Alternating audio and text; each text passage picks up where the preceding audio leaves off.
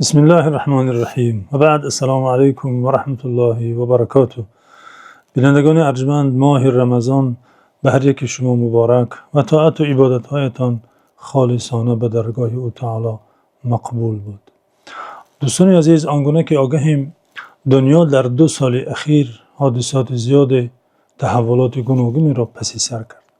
مهمترین حوادثی که اهل عالم آن را مشاهده کرد این جنگ علیه غزه و کشف شدن جنایت های شخصیت های مشهور جهانی در جزیره اپشتین امریکا بود. چرا محض از این 2 حادثه مثال آوردیم؟ زیرا دوستان عزیز، هرگاه چنین حوادث در عالم رخ می‌دهد یک حقیقت بیشتر و بیشتر اثبات خود را می‌یابد که آن حقیقت نیاز بشریت به هدایت پیامبران است. اگر اهل عالم از هدایت های پیامبران که سفیران خداوند و راهنمای بشریتند دور شوند، آنگونه که در عصر حاضر چنین شده، آدمی از هر وحشی تر می گردد. از هر زمان دیگر نیاز بشریت به هدایت پیامبران در این زمان بیشتر گشته است. زیرا آن بیماری های اعتقادی و اخلاقی که در روی عالم به شدت منتشر گشته ایستاده است، دوای آن تنها در دست پیامبران است. افکار و فلسفه های عصر نو تا رفت بشریت را به شقاوت بیشتر، به تاریکی های عمیق‌تر و به مشکلات پیچیده تری گرفتار کرده ایستاده است. در چنین تاریکی ها می باید چراغ هدایت پیامبران را در دست داشت تا کس در آن غارهای هلاکتباری که شیاطین انسی پیش راه بشریت کنده اند در آن نفتند. عصر حاضر پیش آفل در سجود، شک بیفزود و یقین از دل ربود. شعله افرنگیان نم خورده است، چشمشان صاحب نظر دل مرده است. سران کفر و شرک، آدم ربایان و تجاوزگران طفلان که جنایات وحشی آنها با عکس و با نوارها اثبات شده اهل عالم آن را دیده ایستاده است، مدتی طولانی با شعارهای حقوق زن، آزادی سخن، آزادی در اعتقاد، حقوق طفلان و غیره اهل عالم را به خصوص مسلمانان را فریب داده، آنها را به بی‌حیایی، به تبرج، به بداخلاقی و به انواع فساد گرفتار می‌کردند و کرده ایستادند. در نگر ای خسروی صاحب نظر، نیست هر سنگی که میتابد گوهر. اگر آنها در آن دعواهای خود حقوق زن، حقوق طفلان میگفتند، صادق و راستگو میبودند و چنین جنایات دست نمیزدند. اما این شعارها تنها برای به بیرون کشیدن زن مسلمان از خانه، به بی‌حجاب ساختن خواهر و دختران مسلمان است. بنابراین که بشریت به هدایت پیامبران نیاز دارد، در این شب و روز رمضانی با هدایت های پیامبران باشیم، با برنامه با پیامبران لحظه های رمضانی خود را گذرانیم. از درس و هدایت های پیامبران که سفیران خداوند برای هدایت بشرند عبرت آموزیم، توحید آموزیم، ایمان آموزیم، تقوا آموزیم تا در چنین عصر فتنه برای خود سپر داشته باشیم. دوستان گرامی، رمضان گذشته نیز یک قسمتی از این سلسله برنامه پیشکش شما گرامیان گشته بود.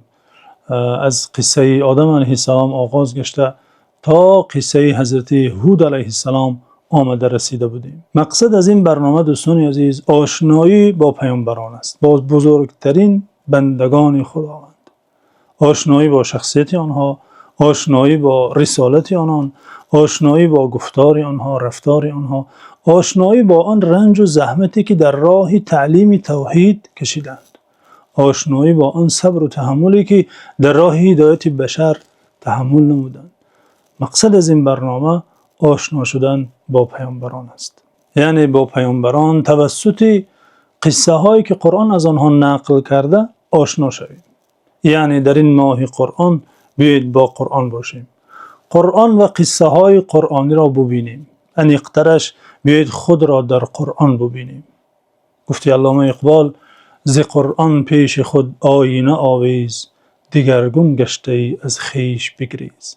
بیایید بار دیگر خود را در قرآن، در آینه قرآن ببینیم، در این داستان‌های پیامبران خود را ببینیم که تا کجا به سیرت آنان، به رفتار آنان، به تعلیمات آنها نزدیکیم و یا دور هستیم. خود را در صفحه های قصه های قرآنی بهادهی کنیم. بیایید در این ماه مبارک که ماه رحمت است، ماه فتوحات است، ماه الهام و عنایت و لطف الهی است، با بزرگترین کسانی که در روی خاک این زمین قدم نهاده اند نزدیکتر شویم، آشنا شویم.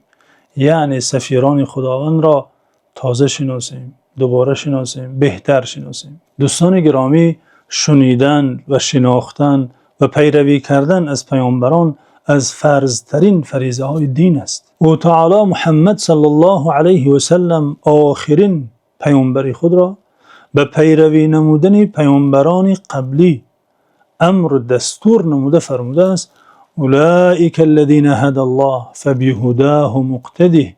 آنان یعنی پیامبران پیشین کسانی هستند که خداوند آنها را هدایت کرده است، پس بر راه آنها اقتدا کن. فبهداه مقتده.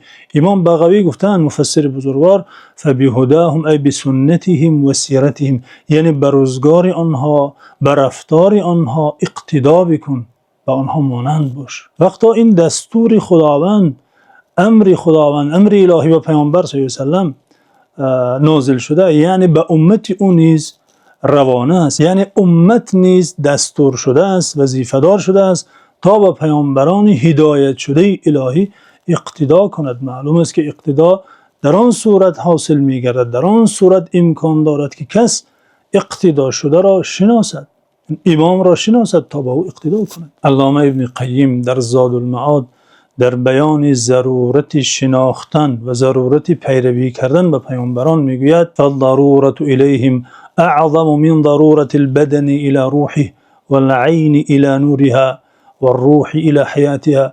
ضرورت بشریت به پیامبران، البته به هدایت آنان، به رسالت آنان که بعد شناخت آنان حاصل میگردد، بیشتر است از ضرورت بدن به جانش، از ضرورت جسم به جانش، و از ضرورت چشم به قوه بینایش، و از ضرورت روح و روان به حیاتش. یعنی آنگونه که جسم و بدن به روح نیازمند است، آنگونه که چشم به قوه بینایی نیازمند است، ضرورت و نیاز بشریت به پیامبران از این نیاز دیده شدیدتر و سختتر است. پس دوستان عزیز، بیایید در این ماه مبارک، در این ماه قرآن، از مکتب این بزرگ مردان، از مکتب سفیران خداوند، از مکتب بندگان هدایت شده خداوند که مردم را، بندگانش را خداوند به پیروی آنان امر کرده، از مکتب این بزرگ مردان درس توحید، درس ایمان، درس تقوا، درس هدایت و رشادت آموزیم. تا برنامه های دیگر در حفظ و امان خداوند باشید.